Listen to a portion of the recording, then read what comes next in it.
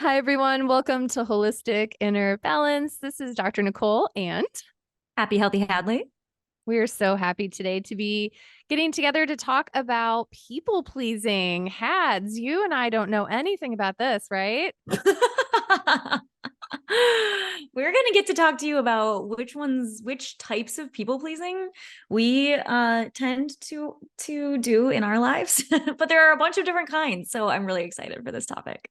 So, as we're jumping in, I'm going to go through a list of signs that you might be a people pleaser. And then we're going to get into, well, why do you care?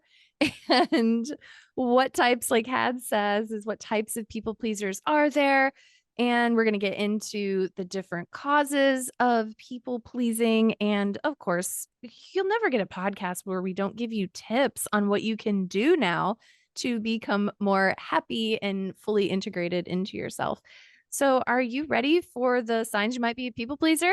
Let's do it. I'm so excited. Hadley is really excited. We're both doing the shoulder wiggles. This Zoom is video. like such a big, huge topic. Like I talk about this all the time with my clients, and I'm glad we're finally doing an episode about this. It feels really timely too, because it's a big conversation that my husband and I have been having where this man is like one of the most people pleasing people that I've ever met. And Hadley, you and I were just joking about how we're both threes on the Enneagram and we're married to nines who are peacemakers. And Yes. so we're like enabled by these people who want to please us in our relationships. And Totally. like It's kind of great. amazing. But Yeah. Yeah. Yeah. and we're going to talk about like the light side and the shadow side of all of these different types of people pleasing too, because it's not necessarily that people pleasing is like this horrible thing. Because I think a lot of times people like, in the personal development, the health kind of world, psychology world, like talk about people pleasing in a negative way. And so obviously we like to bring you nuance as usual. Yeah. So we're going to be talking about the, different pieces of it as well. Yeah. And find out if it feels like really healthy and lovely and balanced, or if it might be skirting into the territory where it's like, okay, we need to like check this. And so that's what we're here. That's what we're here for. I'm here for it. Yes, I'm so here for it. So this is not a completely conclusive list. And if you resonate with any of these, let us know. And if we missed something, let us know. We always love to grow and expand. So share your thoughts. And so I'm going to count on my fingers as I go through this. I'm sort of curious, like what you'll score to, Hadley. Yeah. Let's see what we got. So number one is you struggle saying no. I feel like for me, it depends on who I'm saying no to. Like, That's fair. That's fair. Yeah. I'm like really good at saying no when it's someone that I don't really know that like that well. I'm like, yeah, but yeah, when it's someone that I like really care about, it's a little harder to say no. I'm going to Like give my myself a family, half. it's really Yeah. hard to say no to my family. Yeah. Yeah. Same. Like the Yeah. stakes feel higher. Yeah. Yeah. So Sometimes it's they like, literally tell me like, Hadley, you can say no. Like it's mhm. fine. Like if my mom asks me to go for a walk or whatever when I'm back in Michigan, like she's like, please feel free to say no. It's okay. I'm like, yes. Yeah. So that gets into some of the motivations. So Yes. we'll get to that. So I'm going to give Mhm. myself half a point for that, actually. Okay. Same. So the second is you feel preoccupied with what other people think. And it could be about a subject or something about you. It's you're worrying, your attention's on other people. Number Mm. three is you feel guilty when you do tell people no. Number four is you fear turning down people will make them think that you're mean or that you're selfish. I like really Mm. resonate with that one because I was Really? directly told that growing up. Yeah, same. Yeah. And struggling with confidence. So you may feel like you have low self esteem, or that you may have imposter syndrome, or you may feel like you are unworthy or inadequate. You struggle with those things. And then the next one is you want people to like you and feel that doing things for them will earn their approval. The next one is you often apologize or tell people you're sorry. Like, I'm sorry, I can't do this, or I'm sorry, I didn't do this, right? Working on that. Yep. Which I heard to change that to a thank you. a statement. So like, Mm. I'm sorry, I can't. Thank you for the invitation. I'm going to be unable to. Yeah, I like Like, that. it's like Yeah. taking this agency back. That's an Mhm. aside. Another one is you don't have free time because you're always doing things for other people.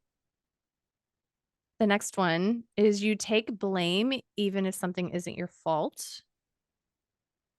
And you agree to do things you don't like to do or don't want to do. And you neglect your own needs in order to do things for other people. And then the last one is you may pretend to agree with people or go through mental gymnastics to agree with people, even though really, truly you feel differently. Yeah, I definitely do that. Yeah, I got 6. I like have I got 5. Yeah. I mean, some of them are things that I used to do, but not anymore because I've worked on this stuff a lot in the past few Yeah. years. Why Um, have you worked on it? I'm curious about that. Like, was it mm. causing you issues or like why did you spend your time thinking about that? um, yeah, I think that I have I mean, personal development has always been like a thing for me. I think in recent years, like it's become more of a popular topic in personal development, which is, you know, doing things like I feel like my view on life has changed so that it's like actually me doing things for other people uh for them to like me is just a form of manipulation. It's not actually me being altruistic. It's not actually me being sensitive to others' needs. It's literally just for people to like me. And so I realized that about 2 years ago. Um, and yeah, it was in 2021. I believe I was in Europe at the time. And I think I maybe listened to a podcast or something where like they said something along the lines of like it's actually a form of manipulation. And it just clicked for me. And I was like, oh my God, like this is so me. I just want other people to like me. And that's why I'm doing these things. And so that was where I really started working on these things because I'm like, I want to have a very clear, clean channel in my relationships with other people where I am being fully embodied in who I am and fully aligned in myself. And then allow that to create a relationship with the other person rather than, and like if someone doesn't like it, then like, then I don't have to be friends with that person. But really allowing that clear channel between people and myself. And because that's what really creates uh true connection and true belonging is when people see who you really are, because belonging doesn't necessarily come from, you know, like making everyone like you. That's not true belonging. It's when you feel that someone else can see you and see your heart and they still accept you for who you are. So that's just a little tidbit about why I've changed things. I love that. I'm writing down the words connection, belonging, seeing you, seeing your heart for who you really truly are. And you wanted people to like you. And so you were using, and it was from a good heart space, but you were still manipulating your environment in order to Yep. attain this.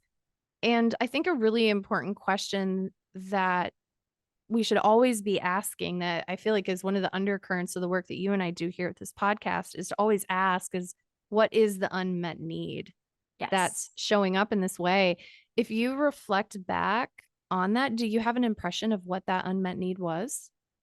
Yes. I would say validation and significance and wanting I mean acceptance too goes into that as well, but it's um but yeah, wanting to be validated, wanting to feel like I am doing enough, being enough, right?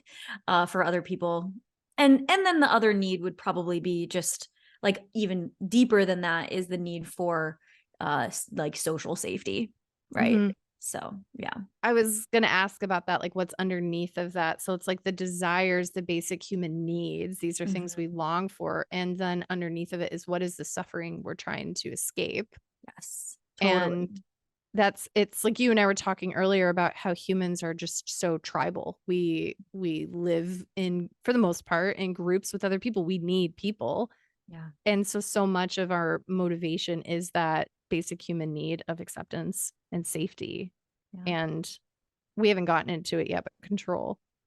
Yeah. Yeah. Yes. Yes. Oh my gosh. Control has been a really fun topic that I've been exploring a lot with like my clients recently. And yeah. Really? Yeah. Control. Tell me more. Because I think a lot of times we like talk about how you need to find a sense of control. Like, where can you, in psychology, it's like, where can you find more control in your life so that you don't have to rely on controlling some of these other things that aren't as healthy.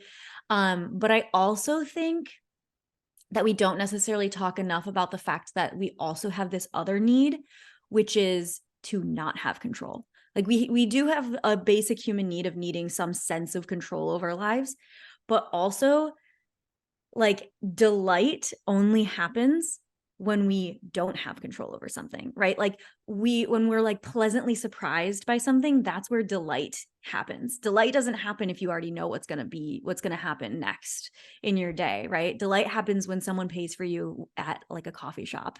It happens when you are surprised by, your partner does something nice for you. That's where you feel delight. And that's my word of the year this year. And so I've been exploring delight and like control a lot in the past few months. And I feel like that's such a great buffer for control, because the one thing that makes us uniquely human is our awareness of the fact that the story of life as we know it will end.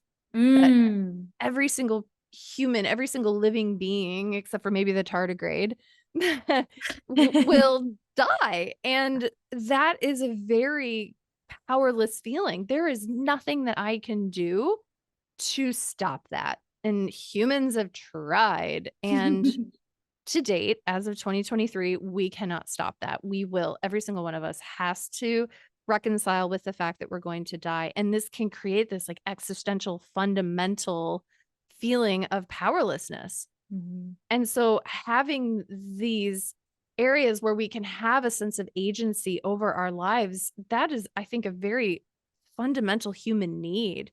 And when we Mhm. feel out of control and we feel powerlessness in our microcosm, in this like greater scheme of what it is to be a living being, that's really, I think, profoundly important. So I love that came up, that this Yeah. talking about that. Well, and I even love that you mentioned like powerlessness and control, because I feel like let's pose the question of, can you feel more powerful without needing to control, right? Like, is there a way for you to be in your personal power without needing to control? So we'll get into that more, but yeah. I'm writing that down. How to be in your personal power without needing to be in control. Mm-hmm. That sounds like the magic elixir. Do they sell it on that Amazon. amazing website that's named after a forest that's being deforested? Oh my gosh. Okay. Okay. So y'all, how many did you get? I think there were 12. I got 6 out of 12. So I'm 50% of the way there. Hadsel got Mhm. 5. So she's less pleasing than I am, Less pleasing. which is so that's like so false. You are very pleasing. But did you know, Hadley, that there are 5 types of people pleasers? Mm, well, we came up with them right before this, so yes, but Let's go through them. yes. I'm curious what, and I think of this as a Venn diagram where, a Venn diagram is like where you have those multiple circles and they can overlap. So you can have like a little bit of this and a little bit of that, right? For you listening. Definitely. Yeah, I think that's a really good point. So you may be a little blend of all of these, but I'm curious as you're listening, what you feel like is your main basic human need that you're trying to achieve. And so the first one is the martyr. And so with the martyr, Hadley and I were talking about, is this really the most honoring and complete name for this type. And essentially, what it's trying to describe is that you people please by putting everybody else's needs above your own. And we see this in caretakers. Mhm. And, there's so much content about what do you do for your anxiety or what do you do for your headaches? But then there aren't as many conversations about those who take care of the person with anxiety or headaches. Yeah. And so, what is that basic human need? What is the caretaker, the martyr? What are they trying to accomplish? Hadley, you had a beautiful suggestion for that. Yeah, I think that there's a need for, I mean, it comes back to that sense of safety, social safety, where other people are appreciating you for doing things for them, even though they might not always be appreciating you, which causes resentment. That's like a hallmark of the martyr is the underlying resentment of I do things for other people and they don't appreciate me enough. They don't say thank you, or they don't do things like reciprocal things for me. But yeah, I think the underlying need here is like that social safety, even social currency of Mhm. like, I did stuff for you, so now you have to like me. There's like an obligation. Yeah, acceptance. Yep. And you were giving really interesting insight about how this could merge with Ayurveda. Oh And yeah. because we're Yeah. always looking at like these signs, these traits, these tendencies, these symptoms, being a people pleaser, whatever it is we're talking about, there's always, we want to have an integrated approach, right? So mind, body, spirit, sociological, environmental. And so then you were bringing in Ayurveda.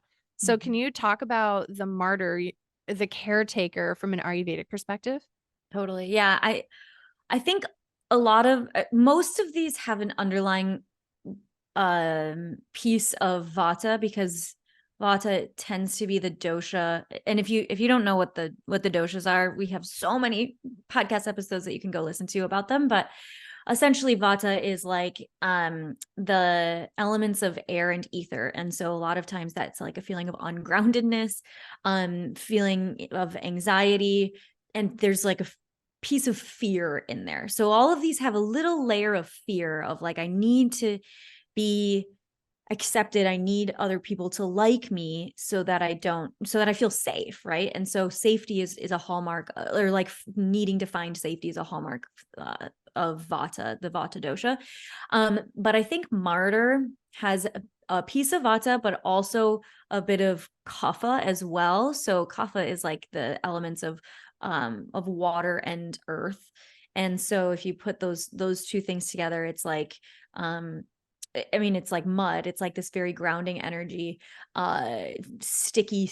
It can be like, um, a lot of times people who tend to be more caretakers are like the mama bears, right? The like, even if you think of like the stereotypical like caregiver, you think of someone who you would want to hug, like that, like literally their body type is one that like is softer and one that you would want to just like cuddle into, right?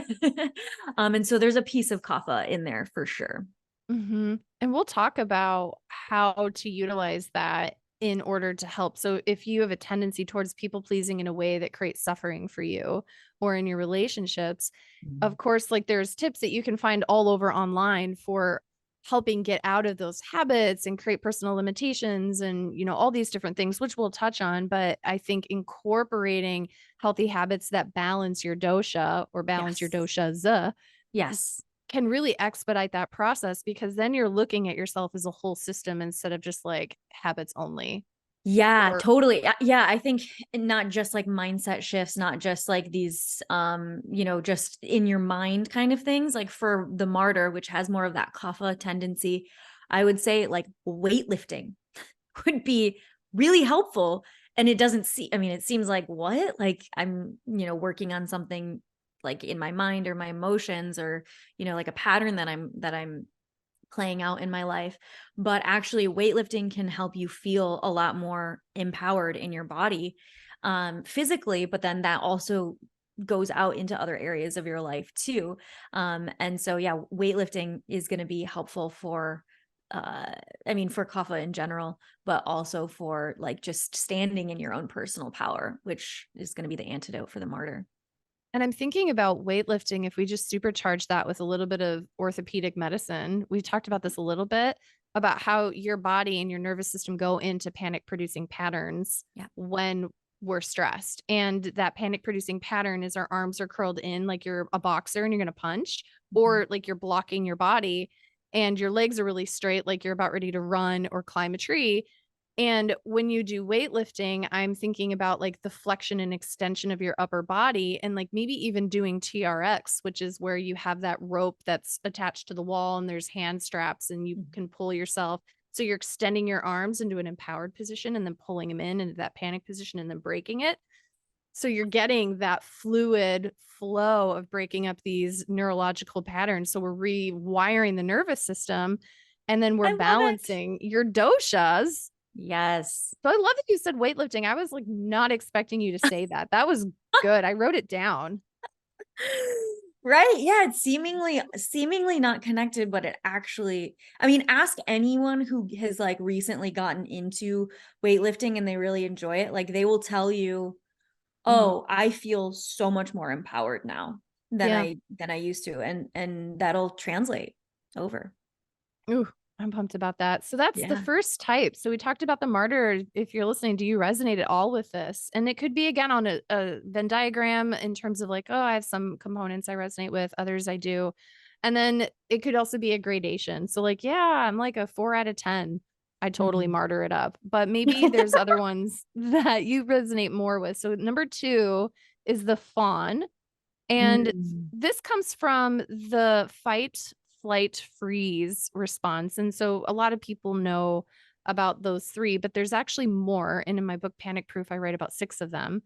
And so it's fight, flight, freeze, flop, fawn, and fracture. So these are 6 main ways that we respond to stress or autonomic arousal. And the fawn is a response where you try to earn the approval or the protection from somebody who you see as in an authority position. And you're doing it, that basic need is to make you safe from danger or protect you from danger.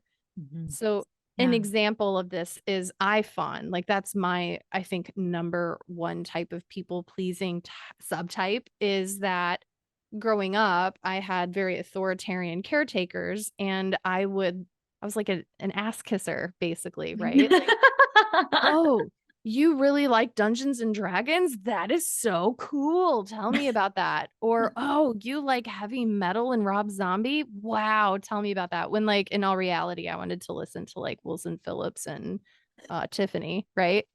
And so that's a fawn response. The motivation is to keep yourself safe from danger. I love it. I mean, and something that I wanted to make sure that we talk about too is because we've talked about this in previous podcast episodes too, and I've mentioned this that your fawning is also your superpower. It's something that I admire in you so much because you are able to find the really interesting, like beneficent, good qualities in other people. Like I'm it's something that I want to do more of. To Like I want fawn to be able more. to just like be like, oh my gosh, you're amazing, you know, like because Oh, I do think that about humanity. I think there are like amazing qualities about everyone, but I don't that's not my go-to is I'm not like, wow, this person has this amazing quality and you are so good at that. that just So made like you just hit me in the feels right there. And I mm, feel, thank you. I feel yeah. really loved and seen by you saying that because I think it's easy for me to look at that and feel embarrassed or ashamed, or like you were saying earlier, like manipulative. Right. And I am so grateful that you just showed me the light side of that because we were talking about there's a light side and a dark side. And the light side is seeing, oh, you are interested in Dungeons and Dragons, like aligning with them and having like part of me sincerely be Totally. curious and joining. Yeah. Yeah, because people, I mean, when when people are passionate about something, they're magnetic, right? It doesn't Mhm. matter what the topic is, but you're just so good at like pulling that out of people, their like magnetism and their passion, and it's really beautiful. So that's there's like there's the light side to all of these things. Absolutely. Thank you, Hads. Yeah. What's the Ayurvedic disposition typically that you see in a fawn? Oh, that's like straight Vata, I think. I'm raising my um, hand because that's yeah. me. Straight up. That's how I tend to roll. Right. Yeah, I think there might be a little bit of kapha in there because kaphas are a little bit more like empathetic. They can kind of they're good at people. Like kaphas tend to be just like more like uh nurturing and stuff, but I think it's mostly vata because it's like um yeah, there's like a sense of I need safety, and so I'm going to identify all these things. But also, again, like there's amazing qualities in vata too, and one of them is just being able to see that passion in other people, and then like feeding off of that passion too, and like getting excited about it at the same time as the other person. So yeah, being excitable is a very vata thing, and so I think that's part of it as well. I love that so much. I'm not feeling so bad about being a fawner. And Oh yeah, let's talk about the martyr, the like light parts of the martyr. And if you don't resonate with like light and dark side, I mean like light and shadow or whatever, it's just like things that you can point out that are like helpful and not yeah, necessarily harmful because they're not it's all harmful. and Yeah. the language that we're using is from Jung. Carl Jung talked a lot about shadow and light side, and so Hmm. it's so if dark isn't bad. It's just Right. that which we tend to keep hidden. Yeah, totally. Yeah, that's what his definition of like shadow Yeah. is things that we keep hidden that are it's essentially our subconscious mind Yeah. is the Yeah. shadow. So but yeah, so martyr like they're basically like the caretakers, the people who are super generous, super giving. Like I mean, it's not hard to see what amazing qualities the martyr or the caretaker have. Like they're helping other people so much. And there are amazing qualities in that. And then the shadow side comes in when there's that piece of like resentment. If it's not like giving from a place of just wanting to give, it's rather giving from a place of like either obligation or a need for something to come back in return. It's not just like an overflow of generosity. So Mhm. Mm. Thank you for that differentiation. Yeah. mhm. So we talked about the martyr, the shadow and the light. We talked about what that might look like, the dosha. We talked about the fawn, Mhm. similar. And then the next one is the magnetizer. This one's me. This is Hadley. So they have a basic human motivator of desiring significance, of desiring validation. Sometimes they can lean too much on others' opinions to define them, lift them up, and validate them and help them feel important or worthy Yes. or Yeah. special, right? Yeah, it goes with my 3 in the Enneagram. It's like achievement oriented. I also was given a ton of praise as a kid, which like I'm very grateful for. But like for achieving things. And like, my parents always told me how proud they were of me when I did something. I mean, they were great parents. I've told you about this on the podcast before, but like my parents were amazing. And I also like felt a need for achieving things in order to feel that sense of like enoughness or power or whatever from other people. And they did it from a place of love and and wanting me to feel good about myself. But that's kind of how it ended up being a thing for me. So yeah, so essentially it's like um needing a sense of like validation, kind of like I realized that I like sort of do this whole song and dance of like making sure that everyone in the room likes me, and needing like everyone in the room to like me. My husband Todd always makes fun of me because like I know the people who don't like me like from my whole life. Like I can like name the people who like have not liked me in my life. And he's like, it's weird that you know that you can like count on your hands, like the people that don't like you. And I'm sure there are others too, but they just didn't like tell me that they didn't like me. But yeah, like this is like a thing that like has like bothered me about like, you know, this one person, this other person, this other person that don't like me. Yeah. Well, and you are so magnetic. And I've Oh, seen you in social situations. Like when we went to your birthday, we surprised Hadley for her birthday this year. We all came out to San Diego. nice. That's And so I sweet. watched you because you're just such a delight and I like to like watch you. And I totally see that. And for me on the outsiders, it doesn't feel like it's about you. Mm, It feels like you want everyone to feel magnetic, like that they're important, that they're really interesting. And I think that could be the light side of the magnetizer is they're the one who brings everyone together and makes people feel excited and happy. And the shadow side, on the other hand, can be when it comes from a place of suffering, like I'm needing that significance or I'm needing that validation in order to feel good myself. And this amazing skill that I have in magnetizing other people is like really good, but also like how is this showing up for me? And so totally. Yeah. what I was thinking about when you're talking about your parenting is I appreciate that you mentioned that. Maybe there are some young parents listening today that what would you say, Hadley? I love the idea of commending effort Mm-hmm. and commending um like, wow, look how hard you worked. I'm so proud of you. Or Mm-hmm. look how much effort you put in, or look at how hard you tried, or look at your commitment to seeing this through and like commending more of those traits as opposed to the outcome. Totally. Yeah. And that's what Carol Dweck's work is all about in you know, growth. I think her book is called Mindset, but she talks about the growth mindset comes from when, you know, we get praised for our efforts or for like our ability to stick it through, even if we're not succeeding, like with an outcome, we're succeeding because we are just, you know, trying something.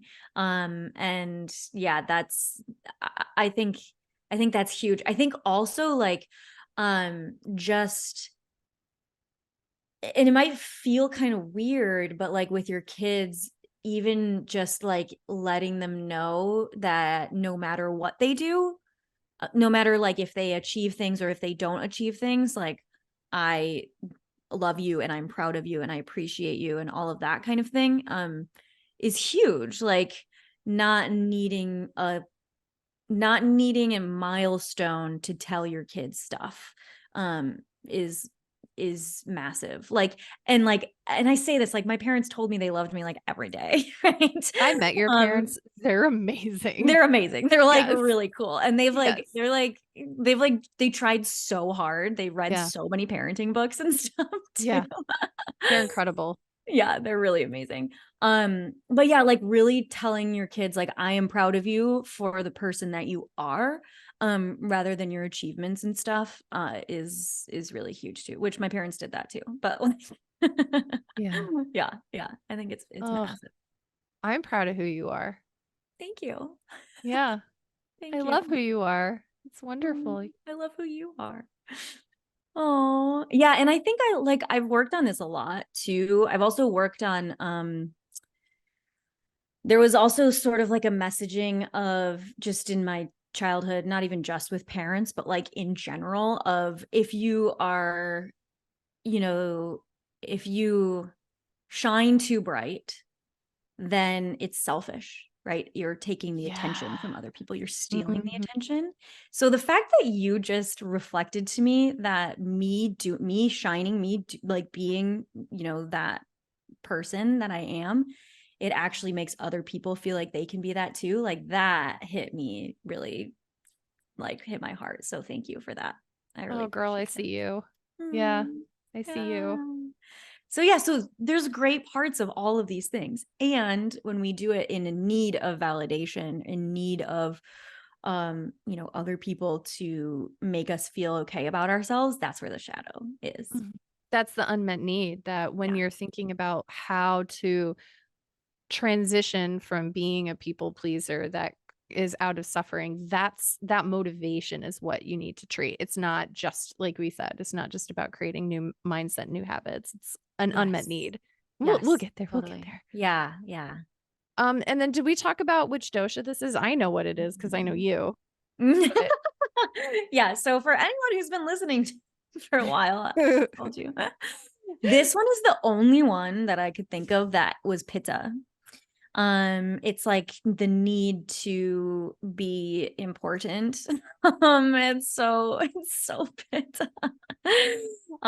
Pitta is the element of like the element of fire, essentially. There's a little bit of water in there too, but like, yeah, fire needing that importance, that significance, that validation. yeah. Yeah. So So then so things to do to like mhm. balance not only the like magnetizer, like, you know, the pattern, like the specific patterns, but you also want to balance your pitta as well. So like go swimming, do things with water, like things that are going to calm the fire. And you know, and even like harnessing the fire um in different ways. Like I'll sing with myself, you know, like not needing someone else to be like validating. Like I'll sing in the car, or I'll sing like before I start my work day. Or on this podcast. or on the podcast. I'm I going like to do it. karaoke tomorrow night with some friends. I'm so excited. Ooh, we got to get Um, a clip and we'll change our intro music to you. I love it. Oh my gosh. But so, you can harness that fire, but you also want to balance it out with with water, but also with space, because space helps to like tame the fire, essentially. And not even like dim the fire, but just like allows it to be there without needing to change it, essentially. So finding space in your day, like in your time, having moments of calm and that kind of thing is really, really helpful for pitta.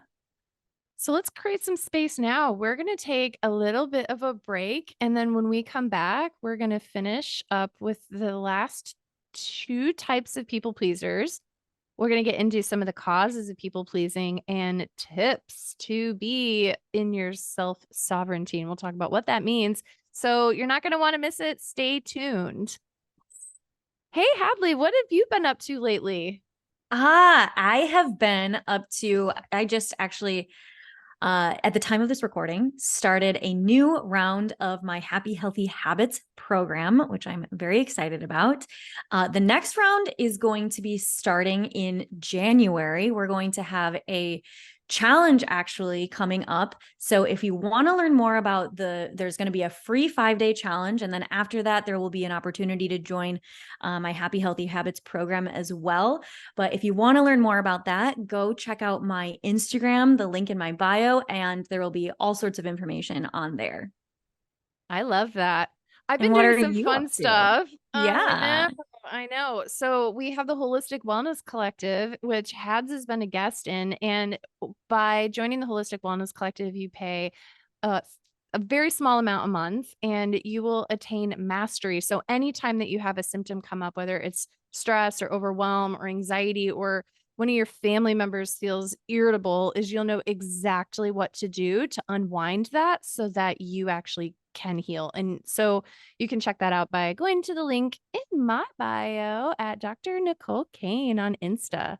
It's really, really wonderful, y'all. Like, people are always posting and they're like, I don't know if I'm allowed to ask this question, but like, you're allowed to ask all the questions, and you Yes. get like very specific, answers, like specific to your needs and stuff. It's really, really an amazing community. Thank you. I hear we're doing a really cool podcast right now. You want to get back at it? Let's do it. All right, everyone. Thanks for hanging out with us during our little break. We needed to calm our pittas, and now we're gonna finish the subtypes of people pleasers. Are you ready, Hats? Let's do it. The last two. The last two. So the fourth subtype is called the peacemaker. And this is somebody who cannot tolerate conflict or a lack of peace in their environment. And actually, this is garnered from the Enneagram, which, if you guys haven't heard of the Enneagram, it's intended to be a companion to the Myers-Briggs type indicator. So if you've ever heard of like, are you an extrovert or an introvert or a sensor or a thinker, whatever, the Enneagram is a companion to that, and it can help you figure out what ways you emotionally adapted to trauma and stress in your life. And a peacemaker is a subtype of people pleaser where conflict in your environment is very disturbing and distressing, and you just straight up need peace. And so your motivators are to create peace by Mm. people pleasing. Yes. And both of our husbands are this one. God bless them. God bless them. And there's a lot of light here. Like, we appreciate them so much for this. Yes. Yeah, it's so nice to have people around that are not adding to the fire, that they're like, okay, what can we do to like create? We all want peace. Mhm. And to have people who are like motivated by that to help create, that's wonderful. Mhm. Absolutely. Yeah. So sometimes it looks like, you know, solving people's problems for them in an attempt to create peace.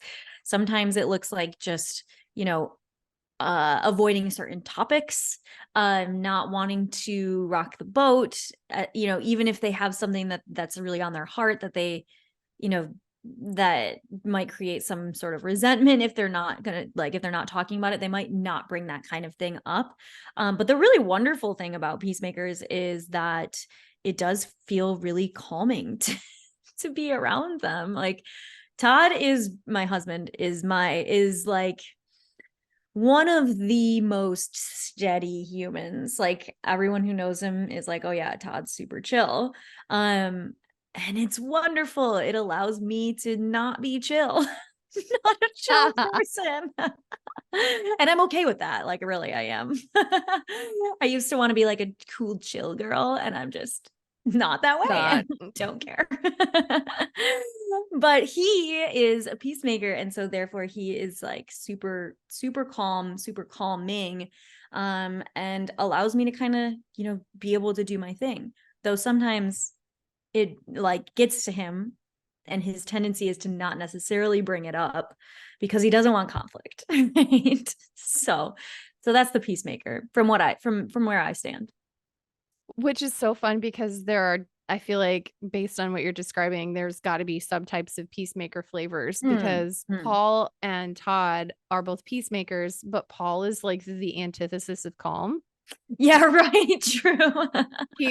He's like running around, and he is like, is there stress over here? What am I going to do to make it stop? Someone over here is Yeah. unhappy. How do I fix it? And so his He's the brain is, fixer. he's like Yeah. the fixer peacemaker. Yes. And this could be really good, but I think that it can show up as sort of micromanagey, Yeah. where Totally. it's like, oh, you have conflict over here. You need to do this because I can't tolerate the fact that you're in conflict. Yes. Right. Yeah. Exactly. I Yeah. just need y'all to have peace, and I'm just going to fix it, and I'm going to tell you how to do that. So there's like, for him, I feel like he's got a little bit of that urgency that, you know, Todd is like energetically balancing out your squirrely pittiness. And Mm-hmm. so he's like grounding you, and he's like chill. And then Paul's like very vata, and he's like running around trying to put out his perceived fires. Yes, totally. Yeah, I feel like maybe we separate this into two things where it's like the fixer and Mm-hmm. then the like I mean, and then peacemaker is still is the other one, but like but Mm-hmm. where Todd has more of that kapha grounding energy. Yeah, Paul has more of the he I mean, I think he also has a bit of the pitta because fixing is a very pitta thing. It's It like is. identifying problems and fixing them is so fiery, is so like I can see the problem, let me fix it and then move on to the next thing. So, Yeah.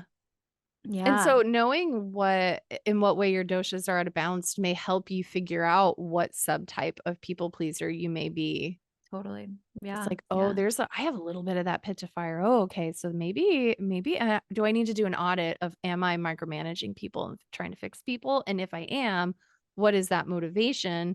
Am I trying to just make them all happy because I need them to be happy so I could be happy? Or what is that?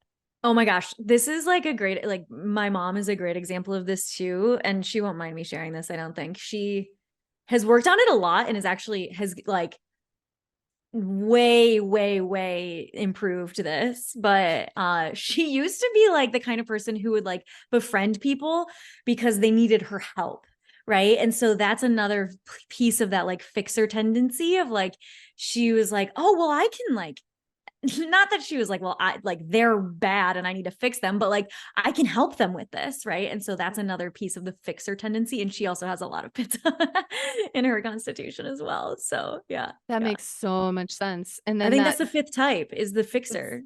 Yeah. There's well, then peacemaker, there's, then there's fixer. And then there's number 6, which is, we can get into that next. yeah. Yeah. So, well, actually, I feel like that. So we talked about the peacemaker. The fundamental unmet need is they Mm-hmm. just need peace. They cannot tolerate conflict. And so then we have these two subtypes where it's Mm-hmm. like that peacemaker, I'm just going to like make you happy to make peace. And then there's Yep. that subtype of the fixer is I'm going to make you happy by fixing your problems because if you're happy, I'm happy. Yes. And Very so then we much. have the Vata Kapha combo and then that Vata Pitta combo that sort of differentiates them on an Ayurvedic kind of energy. Totally. So if you tend to be more of that fixer tendency that has more of that pitta, same things apply, like doing some more calming things, doing more like things that soothe the fire within you. Anything to do with water, baths, maybe making the bath not too hot, but baths, like going swimming, that kind of thing is like huge. One of my favorite things to do, especially in the summer when it's like actually hot, is I will literally just lie down on the ground, like starfish pose, spread out, like just like letting the heat dissipate from my body. I love that it's like I'm the opposite. I'm like the Yeah, fetal you need position. all the like blankets and all of Yeah. the things. Yeah. We went out on your boat and I brought my heated a row and I was wearing like 3 pairs of pants that day. And you guys were like, do you really want to go out on the boat? And I was like, y'all, I put on 3 pairs of pants. We're going We're out on doing this it. boat. I'm so It was cold. And freezing. It was a really cold day. we were a good sport. And Todd was a people pleaser. So he really drove the boat, even Yep. though he was Of like, course. Of course. the last subtype. Are y'all ready? Mm. It's the empath. And Yes. so if you are a people-pleasing empath if you suffer so much from other people's unpleasant emotions that you have to make them feel better so that you feel better. Mm-hmm.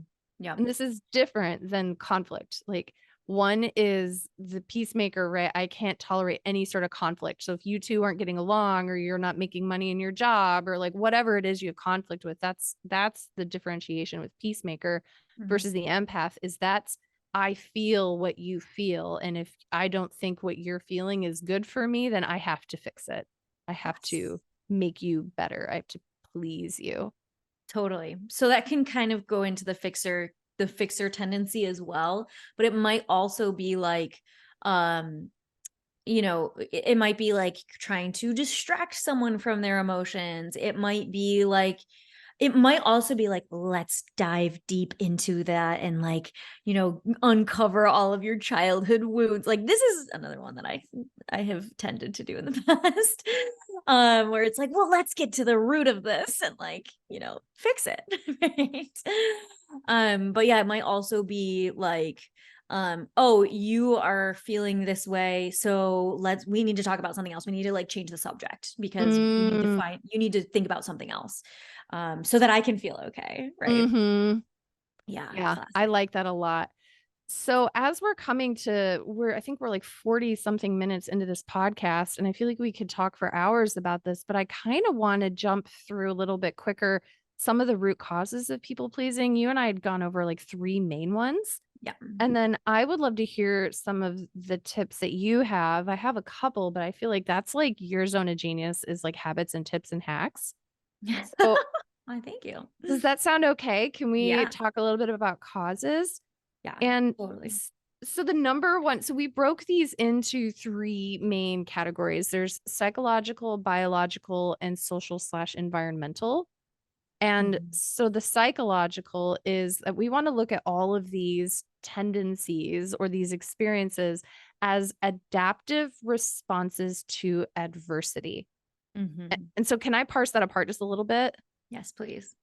So an adaptive response. So adapt, that refers to adaptation, your ability to, like, if it's cold, you adapt by putting on a coat. If it's hot, you adapt by taking off your coat or getting in a swimming pool, right?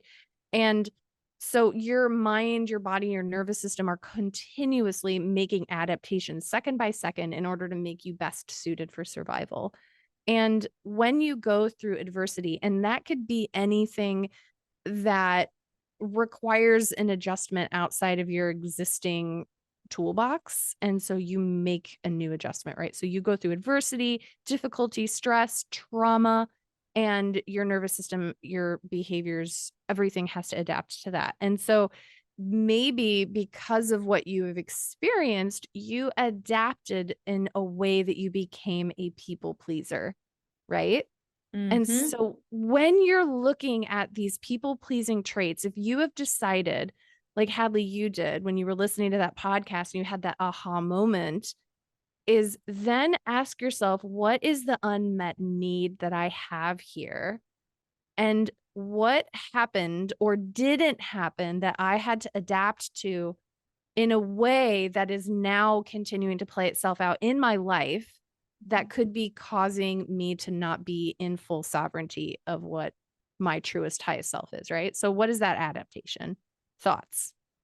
Yeah. So I think it comes it comes down to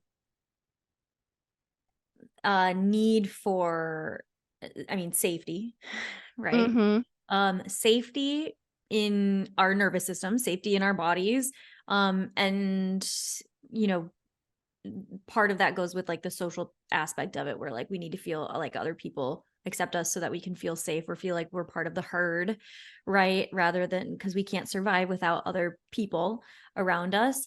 And so that the adaptation there is going to be, it's going to be different for all of the different types. I also want to like mention that, sometimes we think of people pleasers as just the martyr, or we might even think of just the people pleasers as the empath, but we wanted to break it down into all of these different things because there are different needs, like slightly different needs for each one of them. Um, and like I never really super resonated with like the martyr. I was like, like I feel like I give myself what I need before I help other people, but I definitely people please in the magnetizer way, right? So there's differences there. But I think yeah, ultimately it comes down to safety, acceptance, and a need for, Control. yeah, control. Mhm. Those three things are the biggest ones. I agree. I totally agree. It's like those basic human needs, safety, acceptance, and control. And Mhm. so, in what way, how did that show up or lack of that show up for you? And so, by acknowledging that and doing the work on your origin story, your history, that can really help you. It's almost like pulling the weeds out instead of just chopping off the tops. Yes. Yeah. Yeah, totally. So that's a cause. That's one of the psychological root causes. The second is the biological. And so anytime that you make an adaptation, your biology also adapts. And so if your mental emotional experience adapts, your stress hormone will change. And when your stress hormone changes, your inflammation changes and your gut changes. And then that can change your endocrine system. So, like cortisol or estrogen or thyroid or whatever, right? So your whole body will make adaptations. So you may go into the doctor and your doctor may say, "Oh, you have really high thyroid hormone." That could be an adaptation to an earlier incident or a series of incidents in your life so that you are better able to survive those incidents, even though they're past. And Right. so doing the work on what your body has been adapting to and reverse engineering that can actually help not just the people pleasing out of Mhm. suffering, but can help your thyroid, right? Yeah, right. And that's where the Ayurveda comes in too, because it really is so holistic, where it's everything that you do for your body is also going to impact your mind and vice versa as well. And so as you work on this stuff, I mean, as you work on the like mental, emotional part of this, you might find that there are symptoms in your body that start to clear up.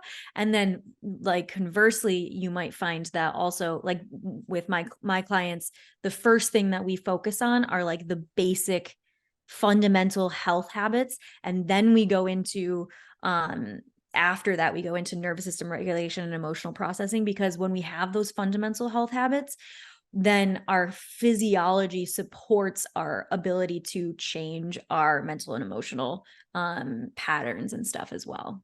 It's like a readaptation. Yeah, right, right. Yeah. Exactly. Yeah. And the third one is societal and environmental expectations. And Hadley, I would love for you to touch on this because you had some really wise things to say when we were chatting earlier. Yeah, I mean, I don't know how wise they are, but but sure, I'll accept that. They were wise. Yeah, I was just gonna say you gotta accept that, girl. Like, yeah, I I am am wise. wise. Yes. If we got anything from the Barbie movie, we know that we can just fully accept the compliment. So I wanted to really be clear here that it's not that you're doing something wrong if you have any of these things. One, they might be like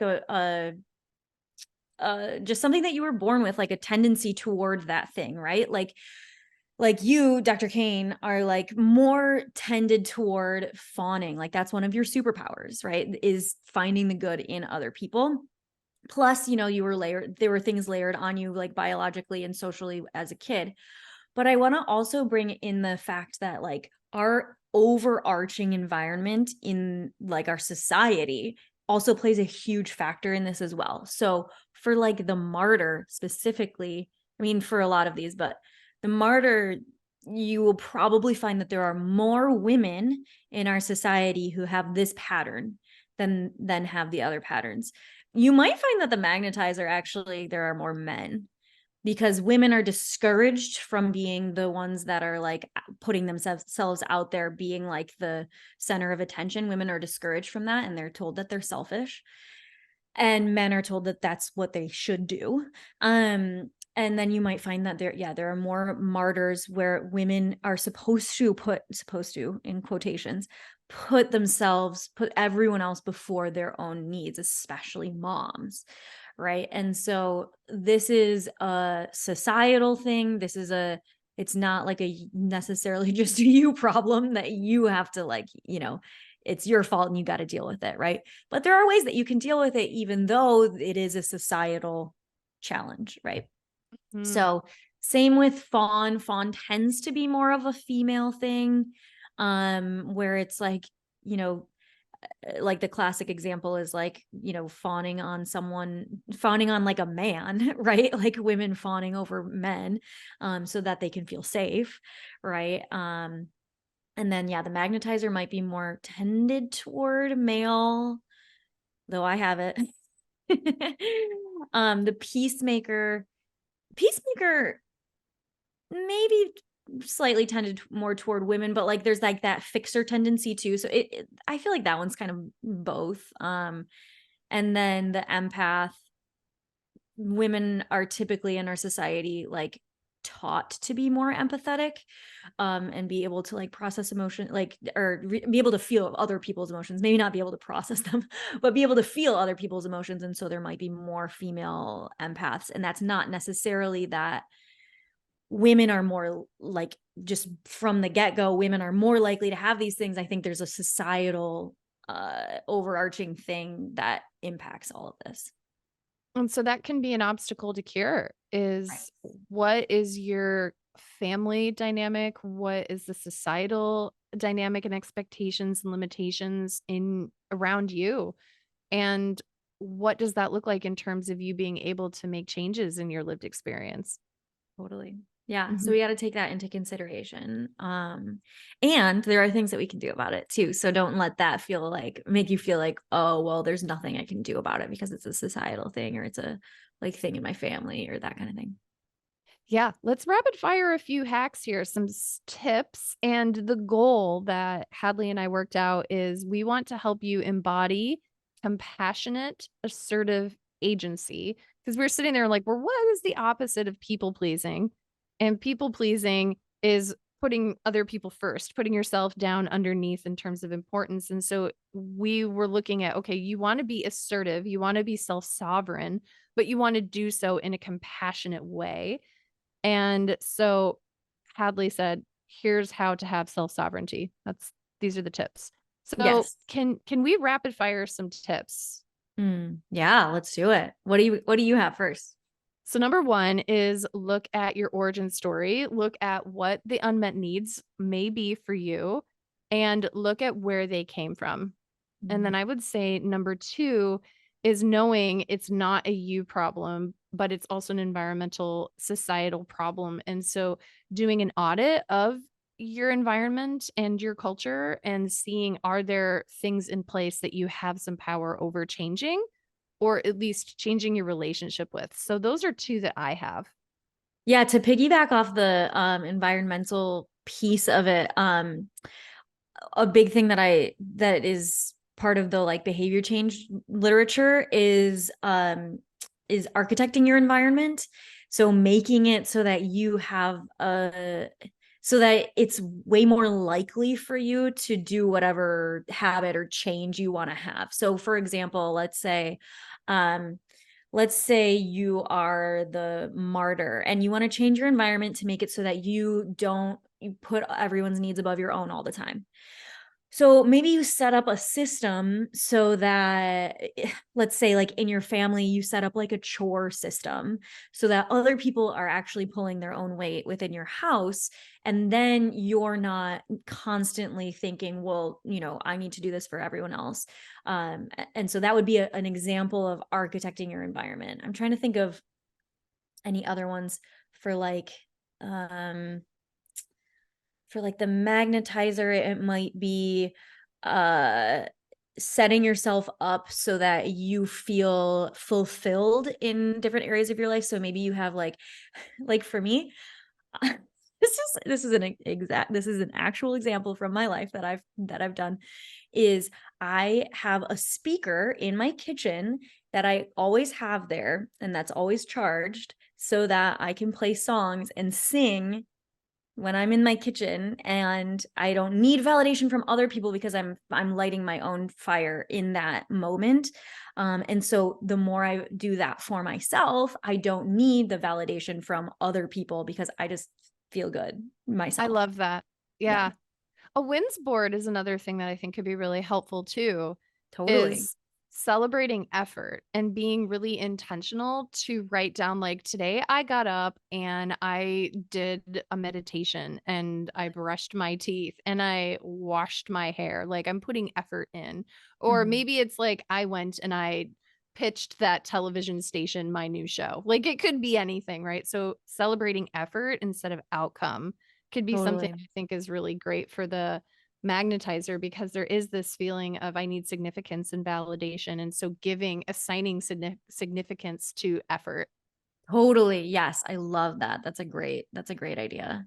And bringing in fun is another thing for pizzas. Pizzas tend to be really serious. So the magnetizer and maybe even the fixer one, like bringing in fun into your life is going to be really helpful for just balancing pizza in general, but also like not needing to fix other people because you're just having fun, or not needing to like achieve all of these things because you're just having fun.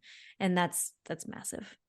And I think for the peacemaker also is, they suffer when they hear about conflict, but they could also really meddle in other people's conflict. And so I think is really knowing your limits on like, okay, like I don't need to make this my problem, or it creates stress for me when I hear about y'all's conflict. And so you guys need to work it out. I can't be the person to be Mhm.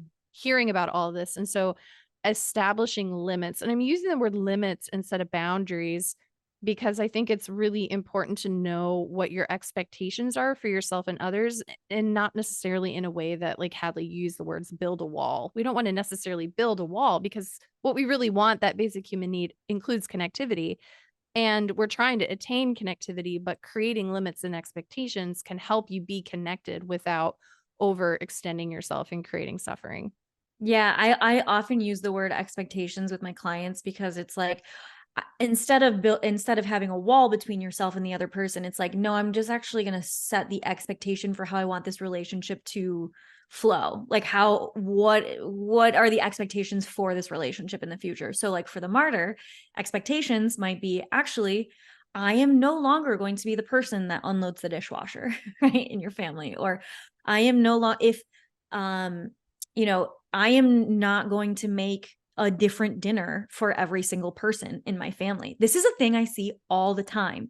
If you like that moms will make different dinners for every single person. And if, you know, if you love doing that, then that's wonderful. But if that causes any sort of resentment, make one dinner. And if any, like everyone else gets to make their own thing if they don't like what you have brought to the table. Right.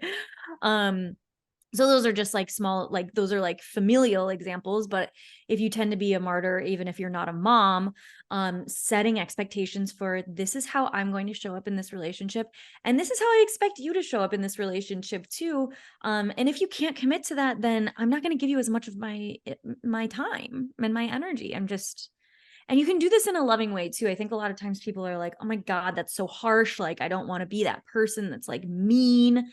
But you can do this in a really loving way. You can absolutely love on someone and also say, you know, you don't have to tell them like, well, I need you to do this for me. Otherwise, I'm not doing this for you.